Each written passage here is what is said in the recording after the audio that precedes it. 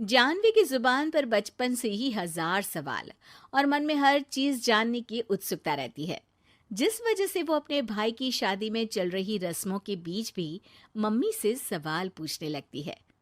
Mummy, जब लड़की वालों ने आपको अपनी इतनी बड़ी लड़की दे दी, तो फिर भी उनसे सामान लेना गलत नहीं है क्या? इस पर कोई भी जानवी की बात का जवाब नहीं दे पाता और उसे इग्नोर करते हुए रस्में निभाते रहते हैं। शादी संपन्न होती है और भाभी घर आ जाती है, जिसके बाद जानवी के सवालों का सिलसिला अब भाभी के साथ शुरू होता है। भाभी, मुझे आज तक एक बात समझ नहीं आई, हमेशा सारे बलिदान वाले काम लड़कियां ही क्यों करे? मतलब अपना घर, परिवार, दोस्त, पुरानी जिंदगी सब कुछ छोड़ लड़कियां ससुराल आए, फिर वहां सबका दिल जीतने की कसरत भी वही करे। और लड़कों का क्या? बस तैयार हुए, दूल्हे बने और दोबारा अपने घर आकर बैठ गए। दीदी, मैं ससुराल में हूँ, जवाब कंट्रोवर्शियल हो जाएगा, इसलिए आप अपने ये दुनिया हिलाने वाले सनसनीखेज सवाल अपने पति से करना, क्या पता वो जवाब दे पाए। भाभी की बात पर हंसते हुए जानवी वहां से चली जाती है। कुछ दिनों बाद उसकी शादी कबीर से हो जाती है। अब ससुराल में कुछ दिन तो जानवी किसी से कोई सवाल पूछे बिना रह लेती है, पर फिर एक शाम दरवाजे पर खड़ी सास को बुजुर्ग भिखारी पर चिल्लाते हुए देख लेती है। अरे मुझे पता है तुम सबके पास खूब पैसा होता है, पर फिर भी हम जैसे शरीफ लोगों को परेशान करना होता है, और फिर जब कोई पैसे ना दे तो तुम उसका खून भी कर देते हो। क्रिमिनल होते हो तुम सबके सब। अब जाते हो यहाँ से या पुलिस को बुलाऊं? ये सब देख अब जानवी खुद को रोक नहीं पाती। मम्मी, वो आपसे भीख नहीं, खाने की मदद मांग रहे हैं और आप उन पर इस तरह से चिल्ला नहीं सकती। आखिर ये भी तो एक इंसान है, और वो भी आप और मुझसे उम्र में बहुत बड़े। बाकी किसी चीज का नहीं तो कम से कम उनकी उम्र का ही ख्याल कर लीजिए। बहू का ऐसा रूप देख सास को तो जैसे शौक ही लग जाता है।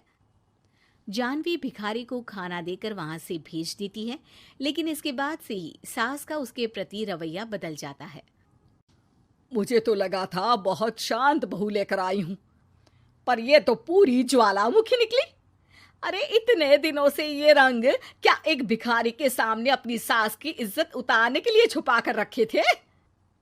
और कौन से रंग बदलना सिखाकर भेजा है तेरे माँ बाप ने तुझे? मम्मी जी, रंग का तो पता नहीं, लेकिन मेरे मम्मी पापा ने मुझे हर ढंग में गलत के खिलाफ खड़े होना जरूर सिखाकर भेजा है। बहू का जवाब सुन सास गुस्से में वहां से चली जाती है, जिस पर पीछे खड़ा सब कुछ सुन रहा कबीर जानवी के पास आता है। जानवी, मैं मानता हूं तुमने जो किया अच्छे के लिए किया, पर मम्मी से ऐसे नहीं बोलना चाहिए था। अब उन्हें मनाने की जिम्मेदारी तुम्हारी ही है। पर मैं कैसे? मुझे तो कुछ भी पता नहीं है। तो उसके लिए मैं हूं ना। कुछ दिनों में ही सकट का त्योहार आ रहा है, तुम बस बायने पर मम्मी को देने के लिए एक सुंदर साड़ी ले आना, तुम्हारा काम बन जाएगा। ये कहकर कबीर वहां से चला जाता है, लेकिन व्रत और त्योहारों से अनजान जानवी कंफ्यूजन में वहीं खड़ी रह जाती है, जिस पर वो भाभी को फोन लगाकर सारे व्रत और उनके महत्व समझती है।